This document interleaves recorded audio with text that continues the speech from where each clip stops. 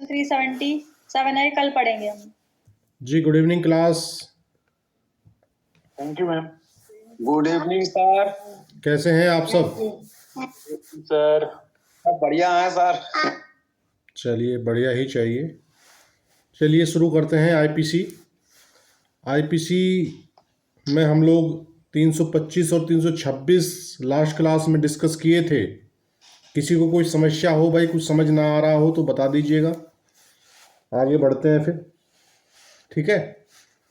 326 ए भी हम लोग पढ़ चुके थे, लेकिन 326 ए से ही हम शुरू करेंगे आज की क्लास। तो 326 ए जो बात कर रहा है वो एसिड अटैक की बात कर रहा है।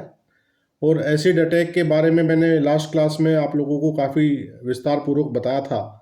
लक्ष्मी अग्रवाल का केस है जिस पर छपाक मूवी बनी हुई है, और एसिड अटैक के बहुत सारे मामले देश में हो रहे थे।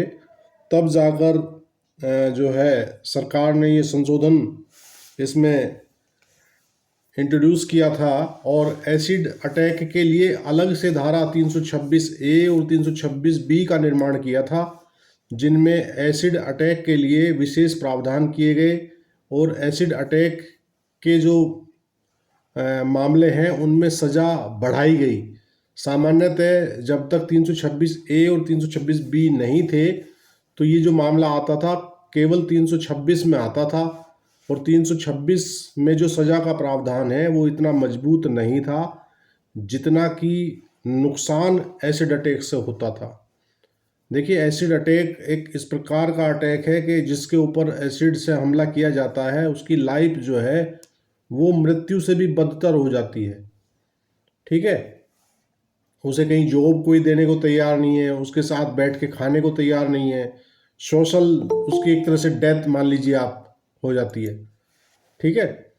तो ये कब कौन सा संशोधन अधिनियम है सैयदा, आप बताएं जरा। लास्ट क्लास में मैंने डिस्कस किया था।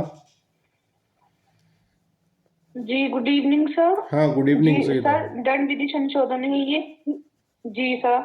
तो ये 3 फेब को हुआ था 2013 में। 3 फरवरी 2013 का। दंड विधि संशोधन अधिनियम 2013 का। 13 का 13वां ही अधिनियम 3 है। फरवरी में। हाँ, ये ध्यान रखिएगा, आपसे 13वां है सर। प्रीलिम्स में पूछा जा सकता है। तो 2013 का 13वां अधिनियम है ये, जिसके माध्यम से 326 ए और 326 बी का इंट्रोडक्शन किया गया आईपीसी में। Is that clear? तो 326 ए बात करता है voluntarily causing grievous heart by use of acid etcetera. ठीक है। एसिड एटसेट्रा इसलिए कहा गया है कि एसिड जैसे और भी कुछ पदार्थ हो सकते हैं जो इस प्रकार का नुकसान किसी को बॉडी को पहुंचाएं, तो इसलिए एसिड के साथ साथ एटसेट्रा वर्ड का भी इस्तेमाल किया गया है 326 ए के पैरा जो हेडिंग है उसमें। ये कह रहा हुएवर कॉजेज परमानेंट और पार्शियल डैमेज और डिफॉर्मिटी टू और बर्न्स और मेम्स और डिसफिगर्स और डिसेबल्स एनी पार्ट और parts of the body of a person or causes grievous hurt by throwing acid on or by administering acid to that person or by using any other means with the intention of causing or with the knowledge that he is likely to cause such injury or hurt shall be punished with imprisonment of either description for a term which shall not be less than 10 years but which may extend to imprisonment for life and with fine। देखिए, 326 ए में जो सज़ा है वो 10 वर्ष से कम नहीं होगी, यानी कि मिनिमम 10 ईयर है, और ये अप टू एल आई बोले तो लाइफ इम्प्रिजनमेंट तक ये सज़ा जा सकती है, और साथ में जुर्माना भी लगाया जाएगा यदि किसी को कोई एसिड अटैक करेगा। और जुर्माने के विषय में बात कर रहा है इसका प्रोविज़ो। 2 प्रोविज़ो हैं इसके। पहला प्रोविज़ो कह रहा है provided that such fine shall be just and reasonable to meet the medical expenses of the treatment of the victim. ये कह रहा जो फाइन है वो फाइन जो है जो विक्टिम है जो कि एसिड अटैक का विक्टिम है, ऐसे व्यक्ति के इलाज के लिए जो जस्ट होगा, न्यायोचित होगा, युक्तियुक्त होगा, वैसे इलाज का खर्च में वो फाइन, जितना उसको खर्च हो रहा है उतना फाइन किस पर लगाया जाएगा भाई? ये फाइन किससे लिया जाएगा? हाँ, अभियुक्त से ये फाइन लिया जाएगा। और provided further that any fine imposed under this section shall be paid to the victim, और ये जो फाइन लगाया जाएगा ये विक्टिम को पे किया जाएगा। Is that clear? अब देखते हैं 326 बी क्या कह रहा है। 326 बी कह रहा है वॉलंटरीली थ्रोइंग और अटेम्प्टिंग टू थ्रो एसिड। पहले वाले में क्या था? Voluntarily causing grievous hurt. और यहाँ क्या कह रहा है कि वो 326 बी में वॉलंटरी थ्रो कर रहा है या थ्रो करने का प्रयास कर रहा है। ठीक है, तो 326 ए ज़्यादा घातक धारा है क्योंकि उसमें ग्रीवियस हर्ट वैसे एसिड से हो गया है। और 326 जो बी है इसमें कहा गया है वॉलंटरीली थ्रोइंग और attempting to throw acid.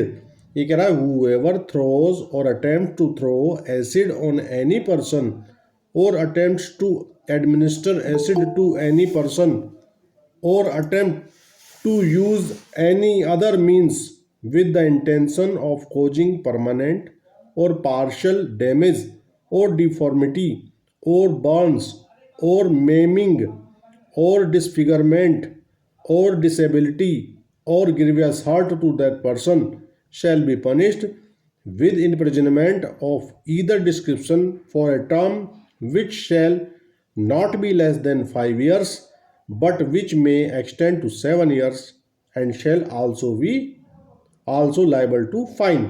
326 B की जो मुख्य धारा है वो कह रही है जो कोई किसी व्यक्ति को स्थायी या आंशिक नुकसान कारित करने या उसका अंग विकार करने या जलाने या विकलांग बनाने या विद्रूपित करने या निशक्त बनाने या घोरपैती कारित करने के आशय से, ये ध्यान रखना,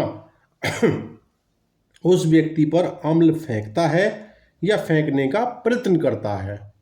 ठीक है, या किसी व्यक्ति को अम्ल देता है या अम्ल देने का प्रयत्न करता है, वह दोनों में से किसी भांति के कारावास से जिसकी अवधि 5 वर्ष से कम नहीं होगी किंतु जो 7 वर्ष तक की हो सकेगी, दंडित किया जाएगा और जुर्माने से भी दंडनीय होगा। देखिए 326 ए में जो सजा थी वो मिनिमम 10 ईयर थी, 326 बी में है जो मिनिमम 5 ईयर है।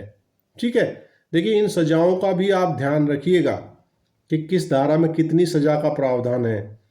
हो सकता है कि आपको मेंस एग्जाम में कोई जजमेंट राइटिंग लिखने के लिए आ जाए, तो यदि जजमेंट राइटिंग आप करोगे तो जजमेंट में आपको पता होगा 326 ए में बी में कितनी सज़ा है, तो तभी तो आप उसके निर्णय को डिक्टेट कर पाओगे। जब तक आपको यही नहीं पता कि कितनी सज़ा किस धारा में है, तब तक आप जो है, अभी पीछे आपने सुना होगा कि एमपी में एक महिला जज थी और उसने बेचारी ने 302 में जो है वो 5 साल की सज़ा दे दी, जबकि मर्डर में सज़ा कितनी है? मिनिमम आजीवन कारावास है और मैक्सिमम फांसी है। तो इस बात पर जो है उसको टर्मिनेशन हो गया उसका। हाईकोर्ट ने कहा कि जब आपको यही नॉलेज नहीं है कि आपको कितनी सज़ा देनी है, और ये बहुत बड़ा कोई मुद्दा नहीं है, ये तो मोटी सी बात है कि मर्डर का आप जो है केस डिसाइड कर रहे हो और आपको सज़ा का आइडिया नहीं है कि कितनी सज़ा उसमें है। कई बार गलतियां हो जाती हैं, वो एक अलग मैटर है। जैसे 304 बी एक धारा है, हम पढ़ के आए हैं पीछे, तो 304 बी में कारावास का तो प्रावधान है लेकिन उसमें फाइन का प्रावधान नहीं है। एक जज साहब ने उसमें कारावास के साथ साथ फाइन भी लगा दिया, वैसे ही रूटीन में जैसे लगता है, पहले 302 में भी है तो 304 बी में भी होगा। अब समस्या ये हो जाती है कि जब आप एक बार जजमेंट अपना साइन कर देते हैं, फिर जजमेंट में आप जो है केवल अंक गणितीय कोई भूल, कोई लिपिकीय भूल, उसे तो सुधार सकते हैं, बाकी और आप अपने जजमेंट को आप हिला नहीं सकते। जो आपने कर दिया उसको ऊपरी अदालत चेंज करेगी। एक अदालत है केवल जो अपने जजमेंट को इतर उतर चेंज कर सकता है या कर सकती है। कौन है भाई? Supreme court. Supreme court of India. वही अपने फैसले को रोज अदलते बदलते रहते हैं। आज वो किसी विषय में कुछ कहेंगे, कल वो उसी विषय में कुछ और कह देंगे। ठीक है, चलिए। ऑर्डर की तो पावर है ना सर, ऑर्डर की। हाँ बिल्कुल, अब उससे तो बड़ी अदालत नहीं है। अब वो तो अपनी नहीं सर, मतलब उस ये हमारे सेशन कोर्ट्स और हाई कोर्ट भी रिकॉल तो कर सकते हैं ना अपना ऑर्डर। नहीं नहीं, कोई रिकॉल नहीं कर सकता, कोई रिकॉल। नॉन प्रेजेंस में कुछ रिजेक्ट हो जाता है, उस तरह के ऑर्डर्स नहीं में रिकॉल वर्ड आया है नहीं, सर एक। वो फाइनल मैं बात उसकी कर रहा हूँ। जब फाइनल जजमेंट आप दे देते हैं तो उसके बाद आपके पास कुछ नहीं बचता। आपने सेशन ट्रायल सुना, आप एडीजे हैं या डीजे हैं और आपने सेशन ट्रायल सुन के फाइनल जजमेंट दे दिया, तो वहाँ रिवीजन रिव्यू कुछ नहीं है उसका। मतलब कि उसकी अपील ऊपर जाएगी लेकिन रिव्यू नहीं कर सकता कोर्ट अपना निर्णय। ठीक है ना? जी जी, उसको इसलिए डिफरेंशिएट किया है सुप्रीम कोर्ट ने कि review and recall are not the same words. तो आजकल 362 सीआरपीसी का यूज करके हमारे यहाँ पे कोर्ट मतलब रिकॉल कर रहे हैं उसी रूलिंग को लगा के। नहीं, क्या किस प्रकार का रिकॉलेशन हो रहा है? क्या किस मामले पे रिकॉल हो रहा है? कोई एक्स पार्टी वगैरह recall इस टाइप से हो रहा है। है? जी जी जी, जैसे एक्स पार्टी जजमेंट हुआ अरे या जैसे वो- नॉन प्रेजेंस में हाँ, डिसमिस हो गया अगर वो फाइनल ऑर्डर रिकॉल नहीं कर सकते, वैसा ऑर्डर ये तो रिकॉल हो जाएगा। ये तो वादकालीन आदेश हैं, ये तो हो ही जाएंगे जो फाइनल आप निर्णय आप दे चुके अपना। ठीक है ना? चलिए, तो 326 बी के दो एक्सप्लेनेशन भी हैं, उनको भी देख लेते हैं ये क्या कह रहा है। एक्सप्लेनेशन नंबर फर्स्ट कह रहा है, for the purposes of section 326A and this section acid includes any substance which has acidic और कोरेसिव कैरेक्टर और burning nature that is capable of causing bodily injury leading to scares or disfigurement और temporary और permanent disability। स्पष्टीकरण एक कह रहा है कि 326A और इस धारा मतलब 326B, इस धारा के प्रयोजन के लिए अम्ल में कोई ऐसा पदार्थ सम्मिलित है जो ऐसे अम्लीय या संक्षारक स्वरूप या ज्वलन प्रकृति का है, जो ऐसी शारीरिक क्षति करने योग्य है जिससे क्षत चिन्ह बन जाते हों या विद्रूपता या स्थायी निःशक्तता हो जाती हो। तो एसिड, जो मैंने 326A के शुरू में ही बताया था कि एसिड एटसेट्रा लिखा हुआ है, तो उस एटसेट्रा को यहाँ स्पष्टीकरण एक के द्वारा विस्तार पूर्वक बता दिया। उन्होंने कह दिया कि एसिड शब्द के अंतर्गत हर एक ऐसी चीज आएगी जो कि इस नेचर की हो, जिससे कोई जलन पैदा होती हो, जो जलाने की क्षमता रखता हो, जो निशान छोड़ने की क्षमता रखता हो। तो इस टाइप का कोई भी मैटर जो होगा, इस टाइप का कोई भी पदार्थ जो होगा, वो पदार्थ जो है वो इन धाराओं के लिए 326A के लिए और 326B के लिए, दोनों के लिए वो एसिड की ही परिभाषा में आ जाएगा।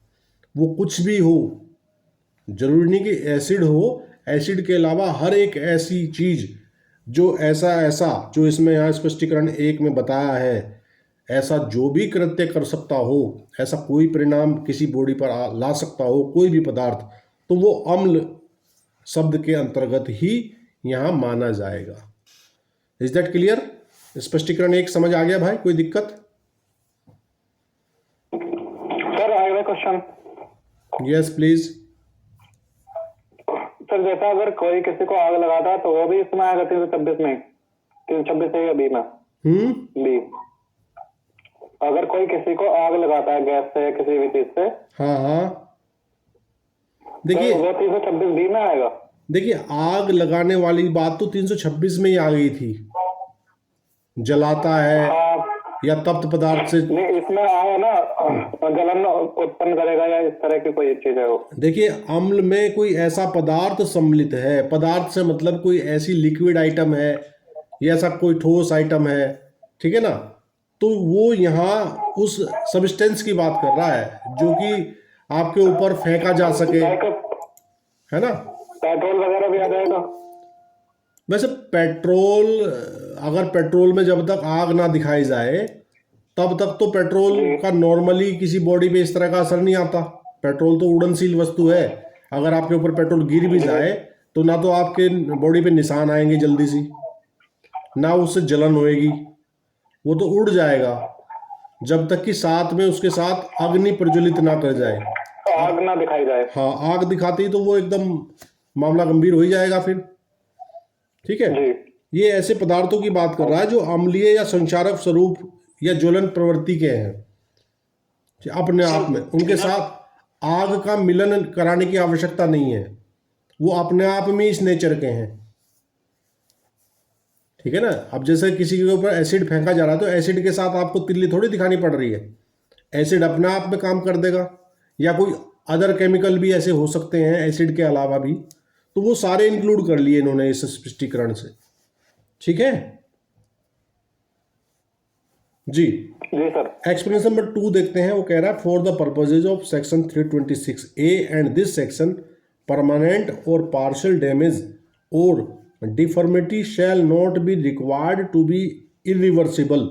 ये कह रहा है कि धारा 326A और इस धारा के प्रयोजनों के लिए स्थायी या आंशिक नुकसान या अंग विकार का अपरिवर्तनीय होना आवश्यक नहीं होगा।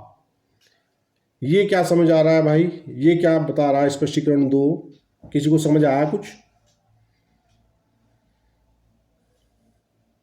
जी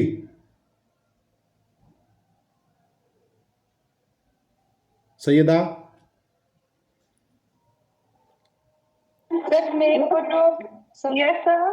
हाँ जी बोलिए, स्पष्टीकरण 2 क्या कहना चाह रहा है?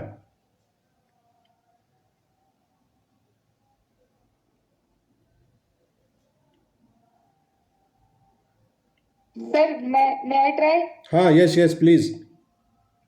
सर ये कह रहा है कि मतलब ये जरूरी नहीं है कि कोई चीज मतलब कोई भी हमारा पार्ट डैमेज हो, परमानेंट हो या फिर पार्शियली डैमेज हो, ये जरूरी नहीं है कि इसका जरूर वो डिफॉर्मिटी होनी जरूरी नहीं है, ये कह रहा है। ये कोई अंग परिवर्तन हो किसी अंग का, या ये जो लैंग्वेज हिंदी में बोलते हैं इसे विद्रुपता वगैरह होनी जरूरी नहीं है, परमानेंट हो या फिर पार्शियली डैमेज हो, ये आवश्यक नहीं है कि ये हो, किसी अंग का भंग हो जाना भी जरूरी नहीं कह रहा है ये।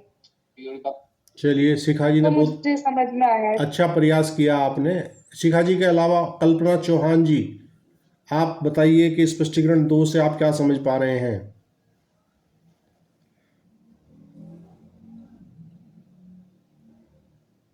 कल्पना चौहान जी क्लास में है जी? जी सर। हाँ कल्पना जी, स्पष्टीकरण 2 326B का क्या समझा रहा है, क्या कहना चाह रहा है? बल्कि ये दोनों ही धाराओं के स्पष्टीकरण हैं। स्पष्टीकरण जो है ये A और B दोनों पे लागू है।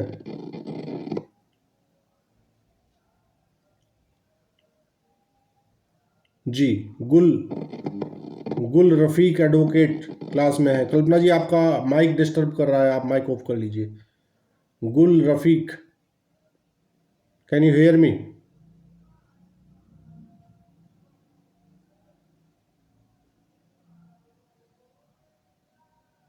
जी मेरी आवाज तो आ रही है आपको?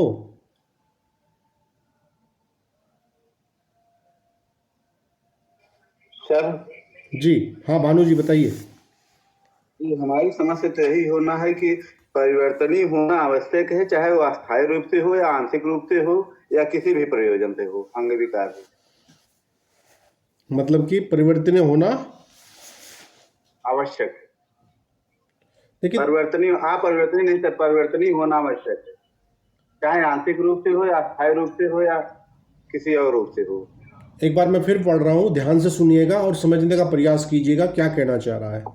ठीक है, एक्सप्लेनेशन नंबर 2 कह रहा है for the purposes of this section 326A and this section, यानी कि एक्सप्लेनेशन नंबर 1 और 2 जो है वो दोनों धाराओं से संबंधित है। 326A के विषय में भी बात कर रहा है, 326B के विषय में भी बात कर रहा है। For the purposes of section 326A and this section से मतलब है 326B, परमानेंट और पार्शियल डैमेज और deformity shall not be required to be irreversible. ये कह रहा है धारा 326A और इस धारा के प्रयोजनों के लिए स्थायी या आंशिक नुकसान या अंग विकार का अपरिवर्तनीय होना आवश्यक नहीं होगा। जी संजीव कुमार जी, आप क्या समझ पा रहे हैं? जी सर, समझ रहे सर। हाँ, क्या समझ आया आपको, यही तो हम पूछना चाह रहे हैं।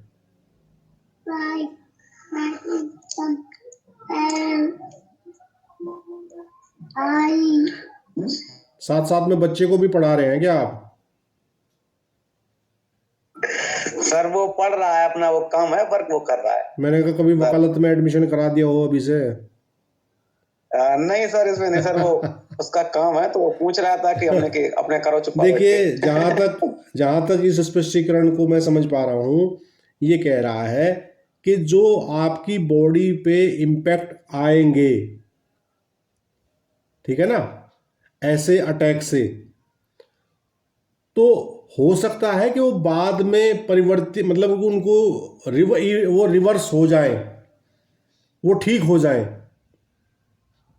ठीक है। तो उनका अपरिवर्तनीय होना आवश्यक नहीं है इन धाराओं के लगने के लिए। क्या समझे रे बाबा? सर इसमें क्लियर ये दे रखा है कि यहाँ पर सेल के बाद नोट लगा है और इधर इरिवर्सिबल भी लिखा है, तो इसको ना वो पॉजिटिवली रिवर्सिबल बता रहा है। ये बता रहा है कि जो परमानेंट या पार्शियल डैमेज है वो बाद में जो है रिकवर हो सकते हैं, रिवर्सिबल हो सकते हैं। यस यस यस, उसके लिए हाँ, ये जरूरी नहीं है कि भाई आपके ऊपर ये धारा तभी लगेंगी। आप ये नहीं कह सकते कि भाई इस बंदे को जो नुकसान हुआ था, जो बॉडी पे निशान आए थे, वो निशान तो ठीक हो गए, ठीक है ना, या ठीक हो जाएंगे, या हाँ, ठीक हो जाएंगे। हाँ, बिल्कुल बिल्कुल।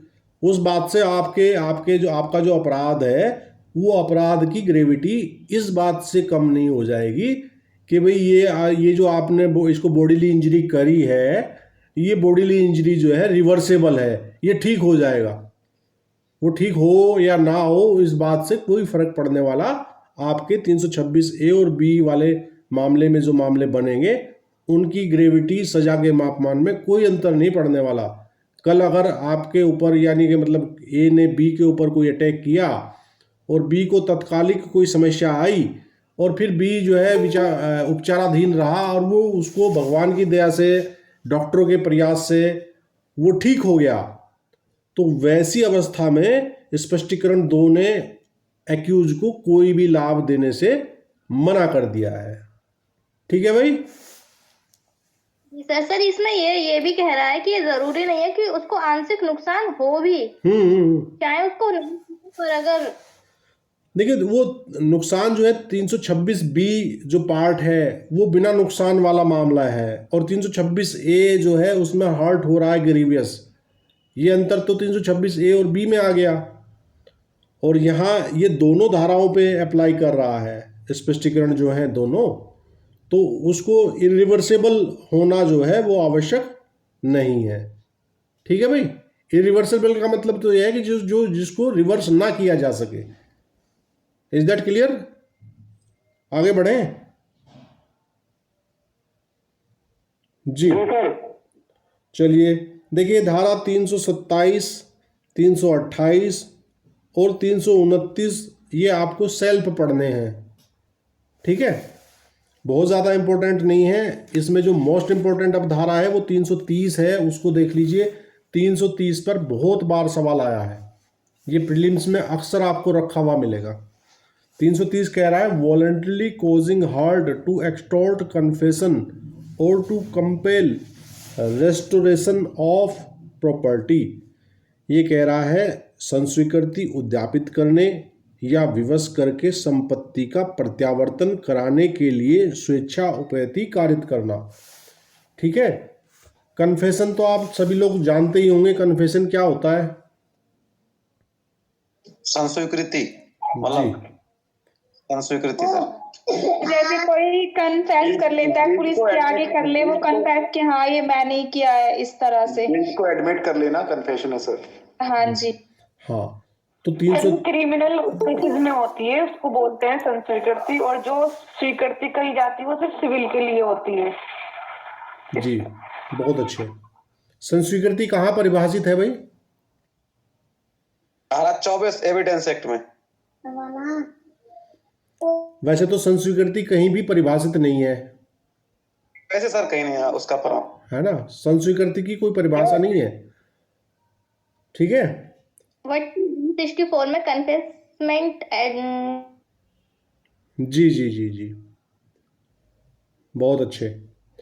चलिए देखते हैं 330 क्या कह रहा है। 330 कह रहा है whoever voluntarily causes hurt for the purposes of extorting from the sufferer or from any person interested in the sufferer any confession or any information which may lead to the detection of an offense or misconduct or for the purpose of constraining the sufferer or any person interested in the sufferer to restore or to cause the restoration of any property or valuable security or to satisfy any claim or demand or to give information which may lead to the restoration of any property or valuable security shall be punished with imprisonment of either description for a term which may extend to 7 years and shall also be liable to fine। देखिए 330 कह रहा है कि संस्वीकृति उद्यापित करने या विवश करके संपत्ति का प्रत्यावर्तन कराने के लिए स्वेच्छा उपैति कारित करना। देखिए ये धारा तब एक्शन में आएगी जैसे कि आप लोग सुनते होंगे कि पुलिस थाने में जो है 3rd डिग्री दी जा रही है, मारपीट करके कहा जा रहा है कि बता अपना अपराध एक्सेप्ट कर ले, स्वीकार कर ले, है ना। तो वैसे मसले पर 330 अप्लाई होती है। और ये सवाल जो है आपको प्रीलिम्स में 101% चांसेस होते हैं इस सवाल के आने के, ठीक है ना। तो ये कह रहा है कि जो कोई इस प्रयोजन से स्वेच्छा उपैति कारित करेगा कि उपहत व्यक्ति से या उससे हितबद्ध किसी व्यक्ति से कोई संस्वीकृति या कोई जानकारी जिससे किसी अपराध अथवा अवचार का पता चल सके उद्यापित की जाए, अथवा उपहत व्यक्ति या उसके हितबद्ध व्यक्ति को मजबूर किया जाए कि वह कोई संपत्ति या मूल्यवान प्रतिभूति प्रत्यावर्तित करे या करवाए, या किसी दावे या मांग की पुष्टि या ऐसी जानकारी दे जिससे किसी संपत्ति या मूल्यवान प्रतिभूति का प्रत्यावर्तन कराया जा सके, वह दोनों में से किसी भांति के कारावास से जिसकी अवधि 7 वर्ष तक की हो सकेगी दंडित किया जाएगा और जुर्माने से भी दंडनीय होगा। देखिए धारा 330 के इलिस्ट्रेशन है 4 और इन इलिस्ट्रेशन को समझने से ये धारा आपको बिल्कुल क्रिस्टल क्लियर हो जाएगी, समझ आ जाएगी अच्छे से। ये कह रहा है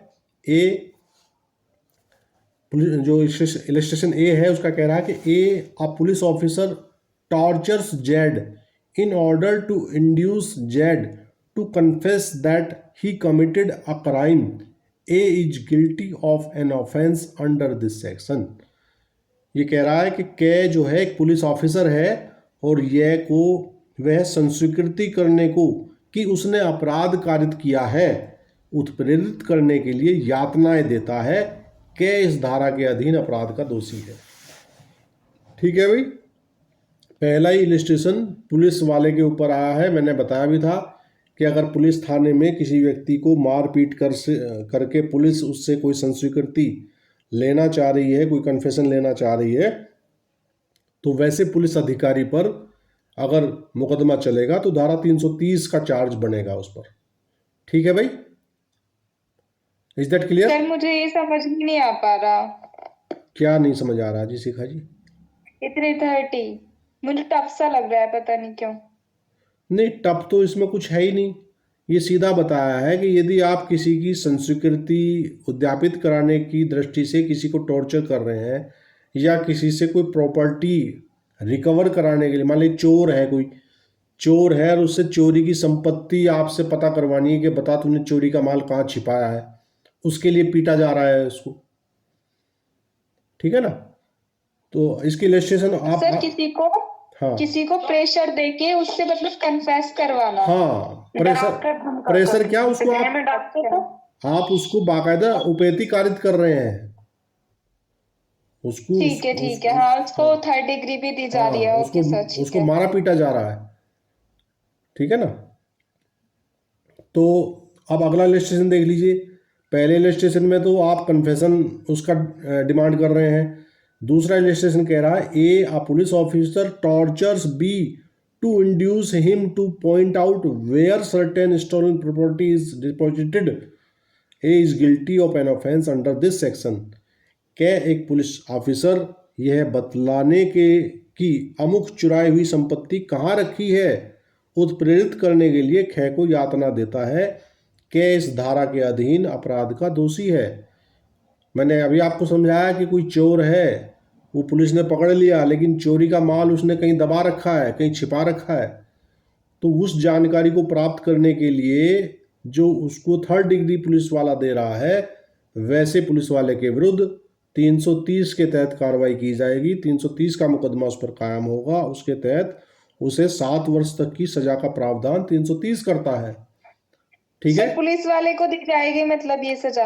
अरे वही तो अपराध कर रहा है भाई, मारपीट हाँ। कौन कर रहा है? चोर थोड़ी कर रहा है। चोर को तो चोरी की सजा मिलेगी, साबित हो जाएगा तो उसका अपराध।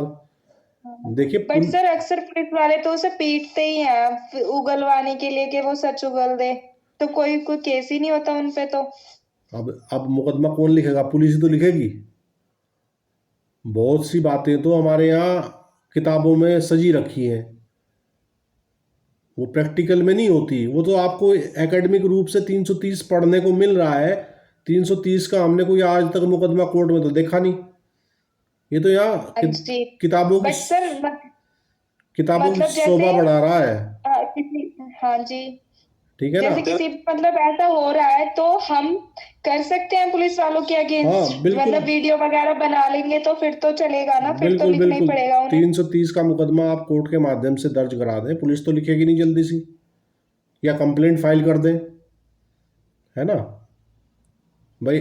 एफआईआर का भी जो परिणाम होता है ना, वो पुलिस के हाथ में ही होता है। बहुत से मामलों में पुलिस फिर वहाँ एफआईआर लगा के बैठ जाती है अगर कोई पर्याप्त सबूत नहीं होता है तो, ठीक है ना। तो 330 ये धाराएं तो एकेडमिक धाराएं हैं जो आपको एग्जाम के पॉइंट ऑफ व्यू से पढ़नी है। इनका प्रैक्टिकल इनको थ्योरेटिकली पढ़ना है आपको। प्रैक्टिकल बेस पे हमने तो 330 का मुकदमा 22 साल की वकालत हमारी भी हो गई, हमने देखा आज तक कोर्ट में कोई 330 का मुकदमा चलते हुए, ठीक है ना। इनको तो बस एग्जाम के पॉइंट ऑफ व्यू से पढ़ो, एग्जाम में जरूर तंग करेंगे आपको ये, ठीक। मतलब एग्जाम में ये आपको टॉर्चर करेंगे, ध्यान रखना। 330, ठीक है सर, ठीक। ओके। सी कह रहा है A revenue officer tortures Z in order to compel him to pay certain arrears of revenue due from Z. A is guilty of an offense. Sorry. जी, A is guilty of an offense under this section. ये कह रहा है C जो illustration है कि कै एक राजस्व ऑफिसर है और वह राजस्व की वह बकाया जो यह द्वारा शोध्य है देने को यह को विवश करने के लिए उसे यातना देता है, तो कै इस धारा के अधीन अपराध का दोषी है। देखिए पहले 2 इलस्ट्रेशन आपने पुलिस वालों पे पढ़े, तीसरा इलस्ट्रेशन है आपका राजस्व ऑफिसर के ऊपर। राजस्व ऑफिसर कौन होते हैं भाई?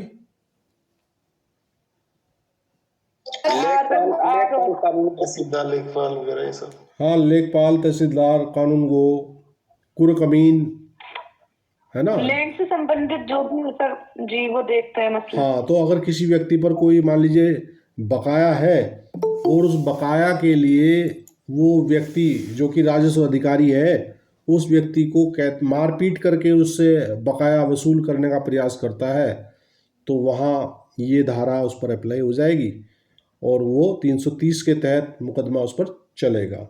डी वाला पोर्शन इसका कह रहा है कि अ जमींदार tortures a raiyat in order to compel him to pay his rent, A is guilty of an offence under this section. ये कह रहा है कि एक जमींदार भाटक देने को विवश करने के लिए अपनी एक रैयत को यातना देता है कि इस धारा के अधीन अपराध का दोषी है। देखिए अब इस इलस्ट्रेशन का कोई मायने नहीं है ना, क्योंकि अब जमींदारा तो रहा नहीं, पहले जमींदार होते थे। तो ये आईपीसी उस टाइम की बनी हुई है कि जब जमींदारी प्रथा थी और जमींदार की रैयत होती थी। रैयत बोले तो जो जमींदार के अंडर में जमींदारी में उसके यहाँ बेचारे काम करने वाले मजदूर वगैरह होते थे, किसान होते थे जो जमींदार की ज़मीन पर काम करके और उन्हें बाकायदा उनसे वो क्या रेंट वसूल करते थे जमींदार, ठीक है ना।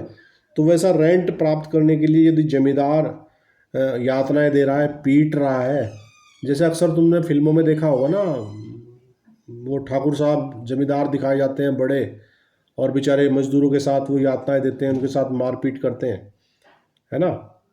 तो अमरीश पुरी टाइप फिल्में देखी होंगी आपने।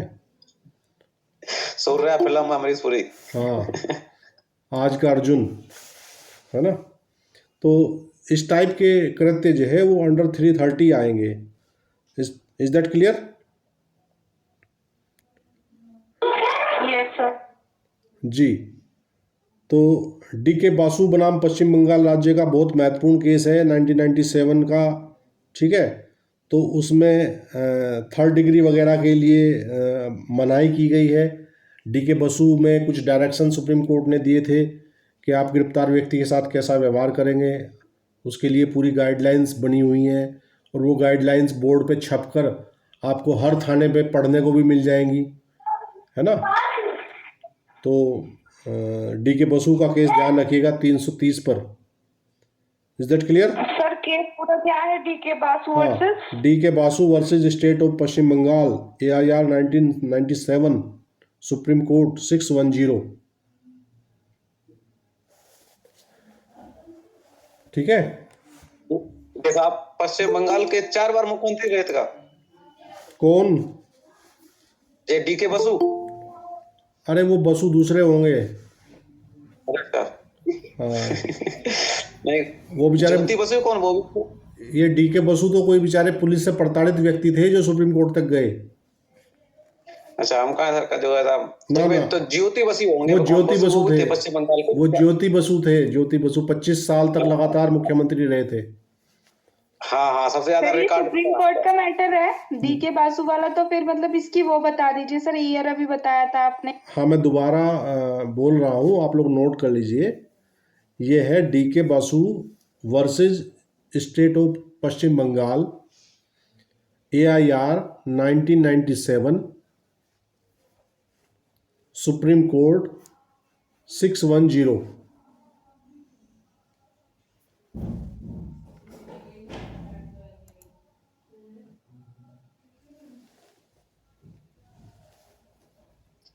सैयदा तुम बताना D K. Basu versus Paschim Bangal. I am repeating again, please.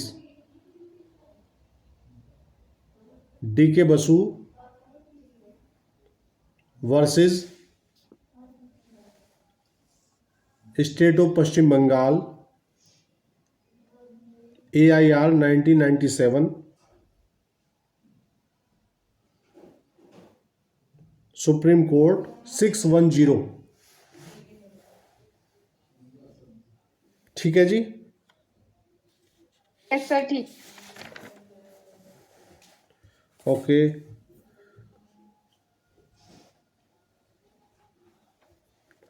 जी देखिए, 330 के बाद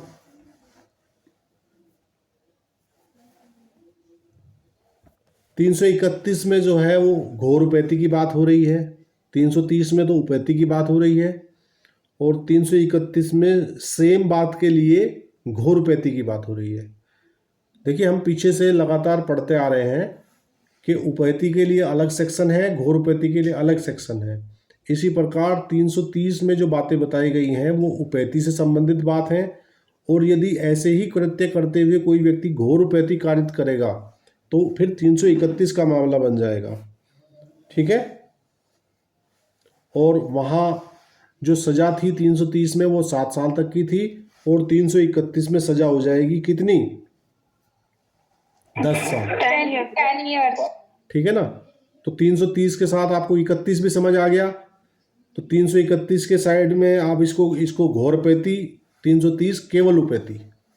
is that clear? Yes sir. जी। 332 जो बात कर रहा है वो लोक सेवक को अपने कर्तव्य से भयप्रत करने के लिए स्वेच्छाओपैती कारित करने की बात कर रहा है। क्या समझे? Voluntarily causing hurt to deter public servant from his duty. अगर किसी व्यक्ति, कोई जो लोक सेवक है और लोक सेवक अपनी ड्यूटी के तहत आप कोई काम कर रहा है और उस काम को आप क्या कर रहे हैं, उसको डराना चाह रहे हैं, और डरा के क्या करना चाह रहे हैं कि वो अपना जो काम है, जो उसकी ड्यूटी है, वो ड्यूटी करने से विरत हो जाए, तो वैसी अवस्था में जो व्यक्ति इस प्रकार का कृत्य करेगा उस पर 332 का मामला बनेगा। ठीक है, 332 में तो वो उपैती कारित कर रहा है और 333 में सेम मामला आ जाएगा, वहां घोर उपैती आ जाएगी। Is that clear? Yes sir. जी, 332 समझ आ गया आपको? लोक सेवक को अपने कर्तव्य से भयोपरत करने के लिए स्वेच्छाओपैती कारित करना। इसका कोई एग्जाम्पल दे सकता है कि किस प्रकार ऐसा मामला बनता है? सर कौन सा 332 में? जी, 332 में। सर लोक सेवक तो ये लोग होते हैं डीएम वगैरह। लोक सेवक में तो 5 आ जाएगा एक। हाँ, आप डीएम वगैरह को गवर्नमेंट ऑफिसर है। डीएम वगैरह तो लोक सेवक आप बता के ना बहुत संकीर्ण दायरा आपने लोक सेवक का बना दिया। अब डीएम तो हर जिले में एक ही होता है। देखिए, लोक सेवक की धारा 21 आप पढ़िए आईपीसी का, तो वहाँ लोक सेवक। हाँ, देखिए मैं आपको बता देता हूँ, आप एक एग्जाम्पल के माध्यम से समझिए। सपोज कीजिए कोई व्यक्ति है, पुलिसकर्मी है कोई, तो वो भी लोक सेवक है और वो जो है वाहन चेकिंग कर रहा है, और वाहन चेकिंग के दौरान वो किसी व्यक्ति का, उसने कोई जा रहा है बुलेट पे पटाखे छोड़ता हुआ कोई व्यक्ति, दादा टाइप ही होते हैं ये बुलेट वाले जो पटाखे छटाखे छोड़ते हैं, और उसको रोक लिया। उसको रोक के उससे कागज़ मांगे, चलान वलान की प्रक्रिया हुई, तो तैस में आके अगर उसको लोक सेवक को कोई मारपीट उसके साथ कर दे, हल्की फुल्की, मतलब कोई उपैती कारित कर दे, चाटा मुक्का लात घूसा मार दे, तो उस पर 332 लगेगी। समझ आ गया कुछ? क्योंकि वो लोक सेवक को भय में डाल रहा है, और भय में डालकर वो चाह रहा है कि जो अपना कर्तव्य पालन कर रहा है उस कर्तव्य पालन से वो विमुख हो जाए। ये कह रहा है लोक सेवक को अपने कर्तव्य से भयोपरत करने के लिए। तो उसका जो कर्तव्य है क्या है? उसका कर्तव्य ये है कि वो लॉ एंड ऑर्डर बनाए रखे और रोड पर जो इस तरह की न्यूसेंस फैला रहे हैं उनके खिलाफ कार्रवाई करे। तो वैसी कार्रवाई को ना वो व्यक्ति करे जो लोक सेवक है, तो उसके खिलाफ वो बंदा क्या कर रहा है? उसके साथ मारपीट कर रहा है। तो मारपीट अगर ऐसा करेगा तो उस पर 332 लग जाएगी। ये मैंने आपको एक एग्जाम्पल के माध्यम से बताया है। इस प्रकार का कोई भी एग्जाम्पल बनाया जा सकता है कि सामने वाला लोक सेवक है और हम उसको उसकी ड्यूटी करने से रोक रहे हैं, उसके साथ मारपीट कर रहे हैं, उसे उपैती कारित कर रहे हैं, तो 332। और वैसे ही मामले में यदि घोर उपैती कारित हो जाए तो 333। Is that clear? जी sir, clear sir.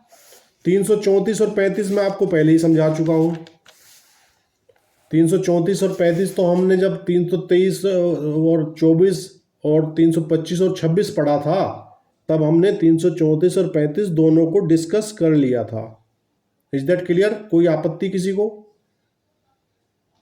No sir, yes sir. अच्छे से बताया था मैंने। 334 और 335 ये प्रकोपन वाला मामला बता रहा है दोनों।